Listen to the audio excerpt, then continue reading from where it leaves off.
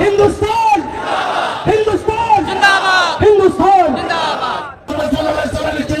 শান্তিপূর্ণে গোটা পৃথিবীর মুখে কেন শান্তি নষ্ট হচ্ছে? কোন সময় ওয়াকফ বিল তৈরি হয়েছিল আর কোন সময় থেকে ওয়াকফ বিল প্রত্যাহার হয়েছে? আসসালামু আলাইকুম। নলহাটি এলাকায়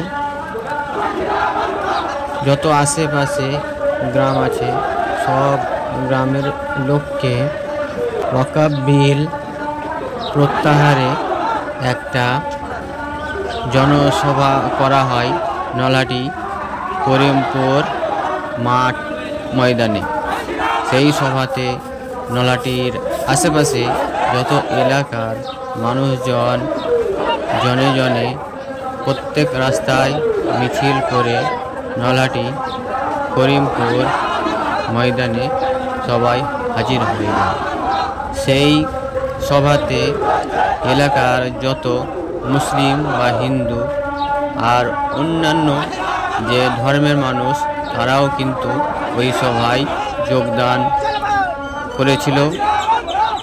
তারপরে নলহাটির তৃণমূলের বিধায়ক রাজেন্দ্র প্রসাদও সেই সভায় উপস্থিত ছিলেন বা তার মনের যে বক্তব্য সেই বক্তব্য তিনি দিয়েছিলেন। অনেক হিন্দু ভাইয়েরা ওই সভাতে বক্তব্য দিয়েছিলেন, মুসলিমরাও বক্তব্য দিয়েছিলেন। আপনারা দেখতে পাবেন তারা কি বক্তব্য দিয়েছে, সংক্ষেপে আমি তুলে ধরলাম।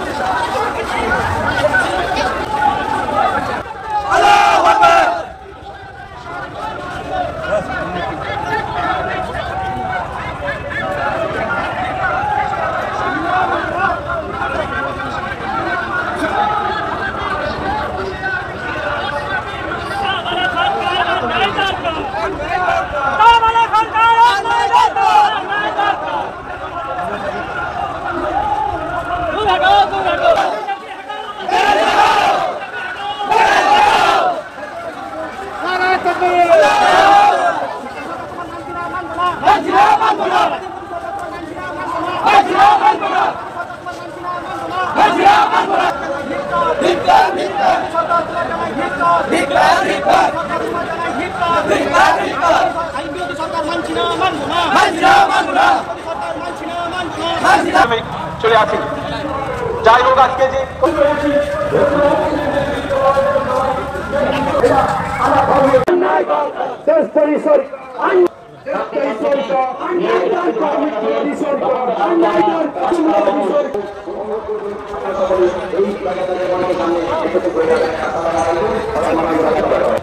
ইনশাআল্লাহ আজকে এই কর্মসূচি চলতে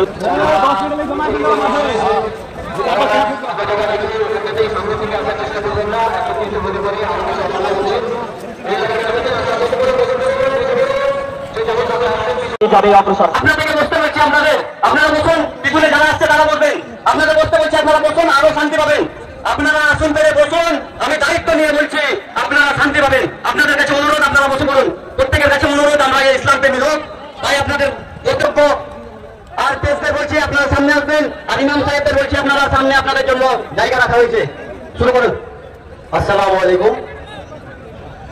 আমাদের মঞ্চে উপবিষ্ট সকল সম্মানীয় ইমাম সাহেবগণ এবং চাই ওই কেন্দ্রীয় সরকারকে, যে কেন্দ্রীয় সরকার আমাদেরকে পাকিস্তানি বলছে, যে কেন্দ্র সরকার আমাদেরকে বলছে তোমাদের বাপত্তি সম্পত্তি নয় এটা, কিন্তু আমরা ওই কেন্দ্র সরকারকে জানতে চাই ওখানে শহীদ হয়েছিল, কিন্তু তোমরা পারবে না।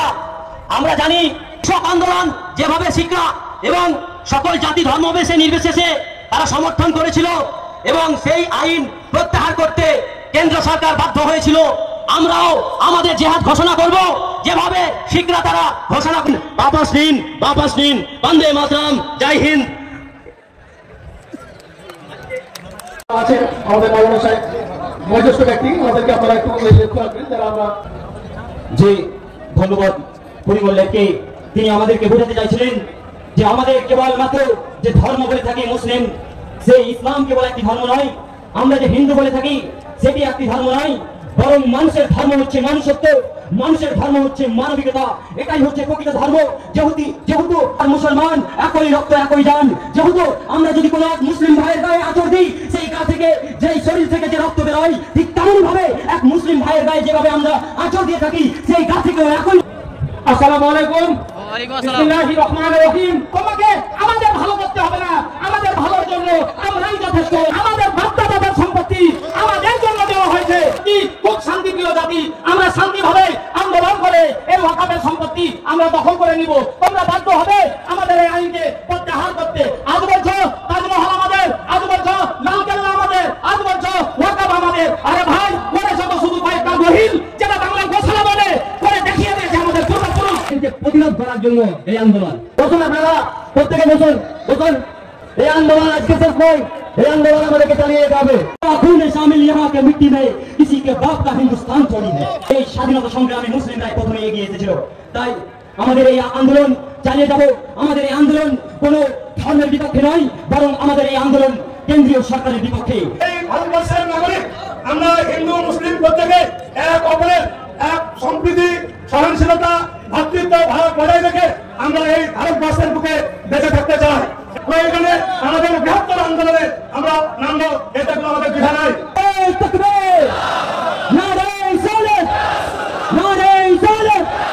হিন্দুস্তান হিন্দুস্তান হিন্দুস্তান।